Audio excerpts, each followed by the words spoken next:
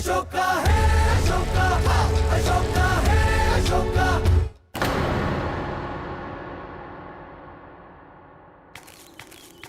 करुण, मुझे संकट का अंदेशा हो रहा है। हमारे पास समय कम है। जीवन में जो हम करते हैं उसकी स्मृतियां अनंत काल तक हमारे साथ रहती है। शत्रुओं ने सोचा कि वो हमारे उल्लास को, विवाह के उमंग को हमसे छीन लेंगे, हमारे सपनों को नष्ट कर देंगे, हमारे अपेक्षाओं की हत्या कर देंगे। और ये उनका भ्रम है। उनके भ्रम को हम तोड़ देंगे, उन्हें मुंह तोड़ उत्तर देंगे। शत्रु हमसे हमारे प्राण ले सकते हैं पर हमारी स्वतंत्रता नहीं। जय जननी, हर हर महादेव।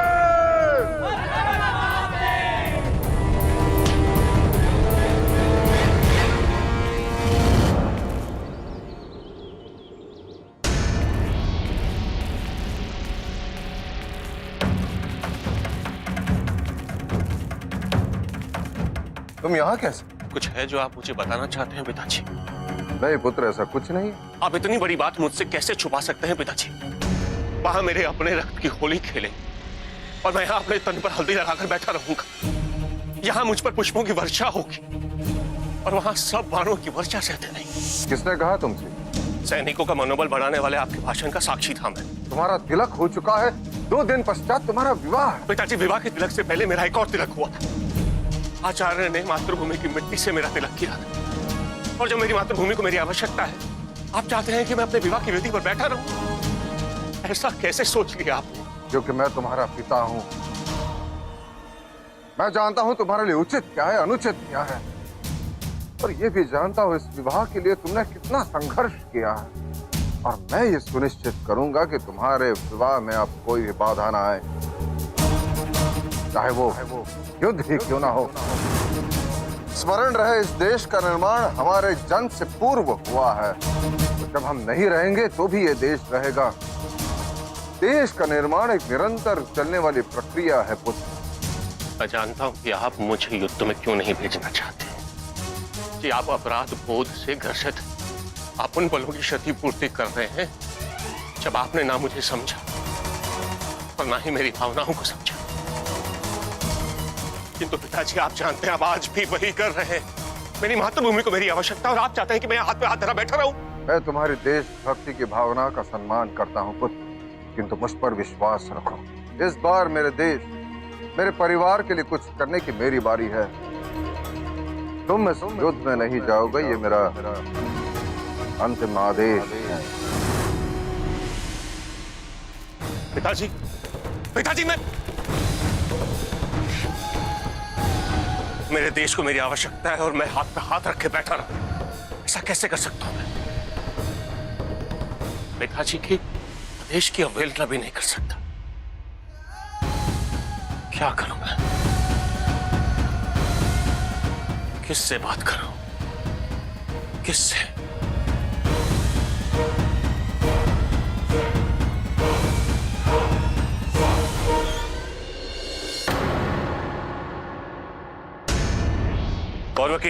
कौरव की द्वार खोलो।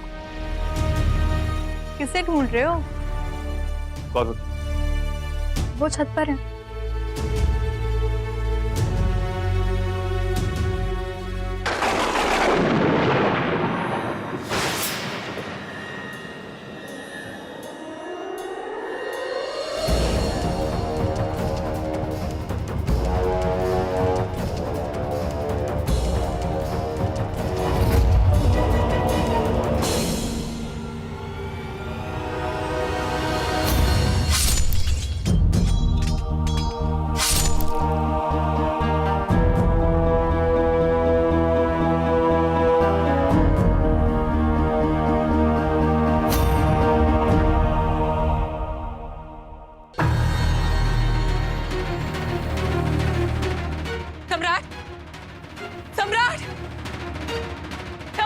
सम्राट राजा जगन्नाथ से भेंट करने गए हैं रानी धर्मा।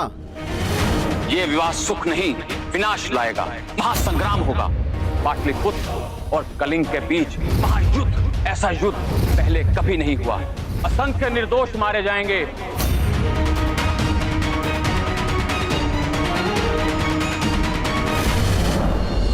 निश्चित ही ये विवाह आपके लिए बहुत महत्वपूर्ण होगा महाराज।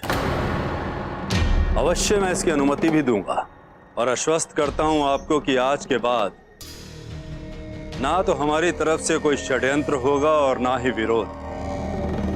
यदि होगा तो केवल सहयोग, वो भी 100%। छोटी सी इच्छा है महाराज, और आपने तो मुझे कुछ भी देने का वचन दिया है।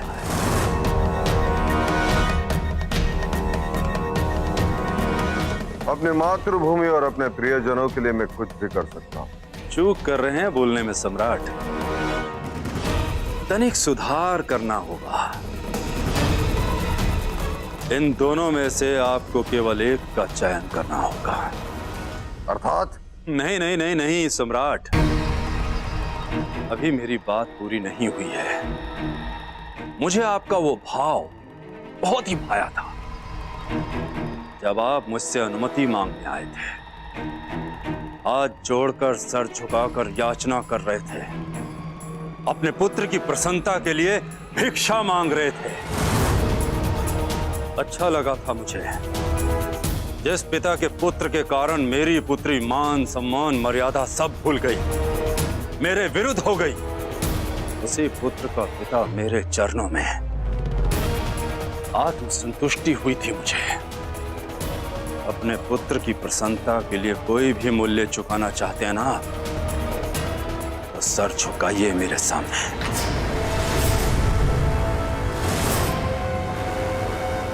झुकिए।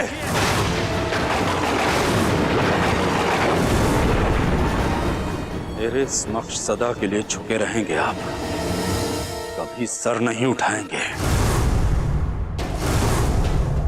मेरी अधीनता स्वीकार कीजिए सम्राट।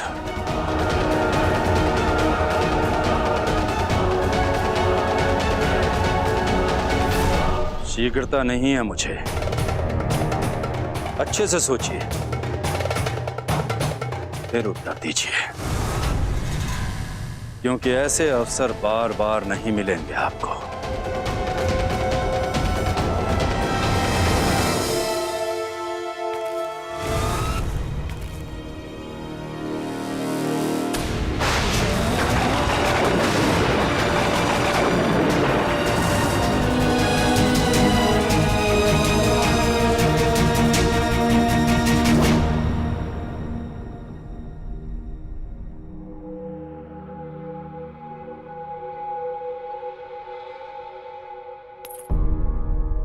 मैं ही क्यों, सदैव मैं ही क्यों, नियति लिखने वाले ने मेरे साथ इतना बड़ा अन्याय क्यों किया अशोक? जब भी सुखों का आगमन होने वाला होता है तो दुख उसे निकलने के लिए खड़ा हो जाता है। मेरी सारी आशाएं बार बार खंडित हो जाती हैं। मैंने तुमसे प्रेम किया है अशोक, कोई पाप नहीं किया, फिर बार बार मुझे दंड क्यों भुगतना पड़ता है?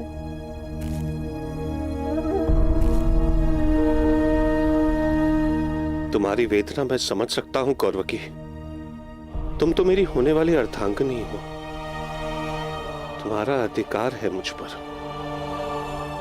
इसीलिए मैं तुमसे पूछ रहा हूं कि मुझे क्या करना चाहिए। कि मेरा हृदय तुम्हें मुझसे दूर जाने की अनुमति दे देगा। नहीं अशोक, ऐसा नहीं हो सकता।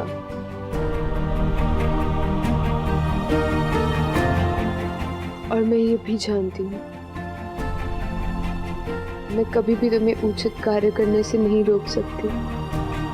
मैं तुम्हारी ढाल हूं अशोक, तुम्हारे पैरों की बेड़ी नहीं।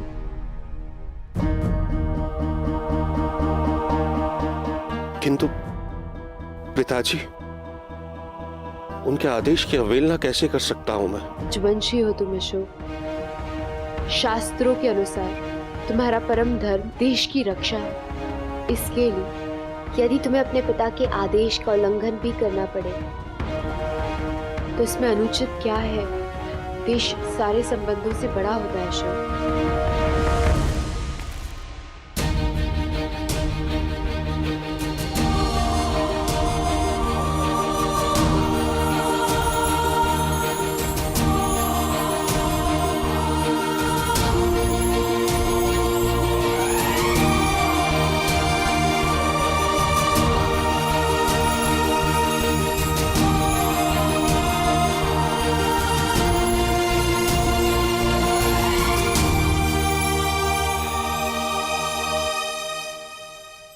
आप ऐसे विचार मन में कैसे ला सकते सम्राट? जिस अशोक की प्रसन्नता के लिए आप ये सब कर रहे हैं, जब उसे पता चल जाएगा वो जीते जी मर जाएगा। इस समय मेरा सबसे बड़ा दायित्व है इस विवाह को संपन्न करना। कौरव की अशोक की शक्ति है और जब वो उसके साथ हो तो वो कलिंग ही नहीं संपूर्ण विश्व जीत लेगा। पर यदि कौरव की उसके साथ नहीं होगी, अशोक तो प्राण विहीन समान हो जाएगा। मैं पुनः अपने पुत्र का हृदय दुखाना नहीं चाहता। यदि आप अशोक की मातृभूमि को नहीं बचा सकते तो उसे भी नहीं बचा सकते सम्राट। दोनों एक दूसरे के पूरक हैं। यदि सहमति का इतना बड़ा मूल्य चुकाना पड़े तो अशोक इस विवाह के लिए कभी तैयार नहीं होगा। वो अपनी मातृभूमि के लिए बलिदान दे सकता है, लेकिन मातृभूमि के सम्मान के लिए कभी उसको दांव पर नहीं लगा सकता। जानते हैं आप, जब उसे पता चल जाएगा कि उसके विवाह के लिए उसकी मातृभूमि को दांव पे लगा रहे हैं आप, फिर से चंड बन जाएगा वो।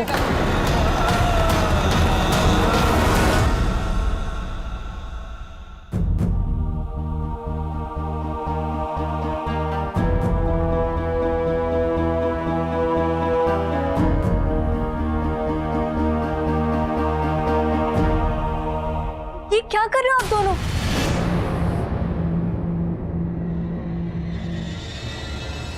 अशोक रणभूमि में जा रहा है और आप उन्हें रोकने के स्थान पर तैयार कर विदा कर रही है। इन्हें सेनापति के रूप में नहीं, आपके पति के रूप में तैयार होने की आवश्यकता है। मुझसे कहीं अधिक आवश्यकता। अशोक को मातृभूमि को दिया हुआ वचन पूरा करना प्राथमिकता है। और उन वचनों का क्या तो उसने आपको दिए थे? क्या आपको अपने विवाह में पुनः विलंब स्वीकार है? आप समझने का प्रयास क्यों नहीं कर रही? यदि इस मुहूर्त में विवाह नहीं हुआ तो बहुत बड़ा अनर्थ हो सकता है। आप लोगों ने अपने प्रेम को, विवाह को खेल बनाकर रख दिया। आप लोग को एक करने के लिए सबने अपनी सीमाएं पार कर दी। रानी धर्मा, सम्राट और मैं। आप दोनों विलग होने का जोखिम उठा सकते, किंतु मैं नहीं उठा। अशोक तुम्हारा तिलक हो चुका है। मैं तुम्हें जाने नहीं दूंगी। मैं सम्राट को बता दूंगी। पहले ये विवाह होगा। विवाह विवाह विवाह क्या हो गया है तुम्हें देवी? ये हम दोनों की निजी समझ। हमारे विवाह को लेकर तुम्हारी इस धुन ने ना तुम्हें हतोत्साहित कर दिया। और अब तुम्हें इससे कुछ लेना देना नहीं। जो तुम्हें करना था तुम कर चुकी हो। अब इसमें पढ़ने की तुम्हें कोई आवश्यकता नहीं।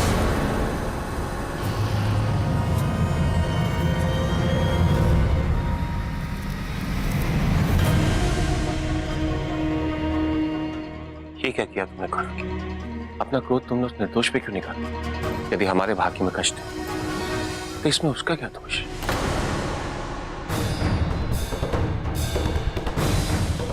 देवी, पता नहीं और कितनी परीक्षाएं देनी शेष हैं अपने स्वप्न की पूर्ति के लिए। अशोक के जीवन का केवल एक ही लक्ष्य, अखंड भारत का स्वप्न, उसके गुरु का स्वप्न। आप जो करने जा रहे हो उससे वो लक्ष्य भी और वो स्वप्न दोनों सदा के लिए समाप्त हो जाएंगे। अपने प्रेम के बिना अपना जीवन व्यतीत करना कितना कठिन होता है, यह मैं भली भांति जानता हूँ। मैंने वियोग की पीड़ा की अनुभूति की है और यह भी ज्ञात है मुझे जिसे आपके साथ होना चाहिए, उसके साथ ना होने से जीवन कैसा उद्देश्यहीन हो जाता है। यदि अशोक के जीवन में ही प्रसन्नता ना रही तो दूसरों को कैसे प्रसन्न रख पाएगा? जो स्वयं दुखी होगा तो कैसे दूसरों का दुख दूर कर पाए जो स्वयं शोक से भर जाएगा? तो दूसरों के शोक को कैसे दूर कर पाएगा? आज मुझे मत रोको धर्मा। आज मैं अपने पुत्र की प्रसन्नता के लिए कोई मूल्य चुकाने के लिए तैयार हूं। यही मेरी तपस्या भी है और प्रायश्चित भी।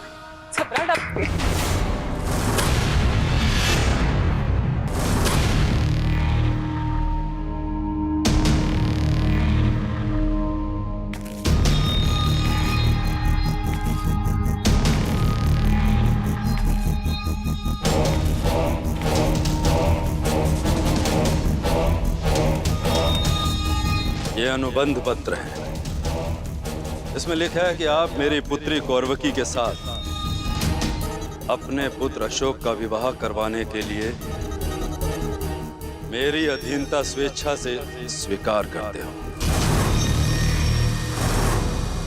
आप अपने व्यक्तिगत स्वार्थ के लिए अनैतिक बातें करें। जिन दो व्यक्तियों के कारण आप तक्षशिला से जीवित लौट सकते, आप उन्हीं के साथ इतना बड़ा अन्याय क्यों करें? क्या अपने सबसे प्रिय पुत्र अशोक की प्रसन्नता के लिए इतना मूल्य भी नहीं चुका सकते आप?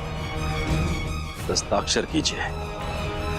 आप मेरे अधीन और कौरवकी सदा सदा के लिए अशोक जी।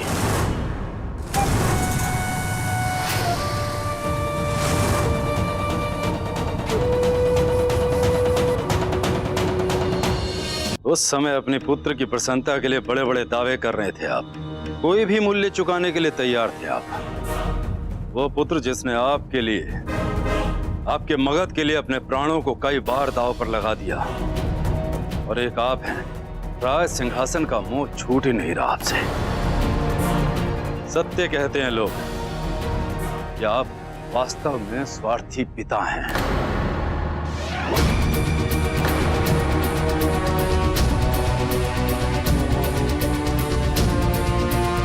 शत्रु हमसे हमारे प्राण ले सकते हैं पर हमारी स्वतंत्रता नहीं।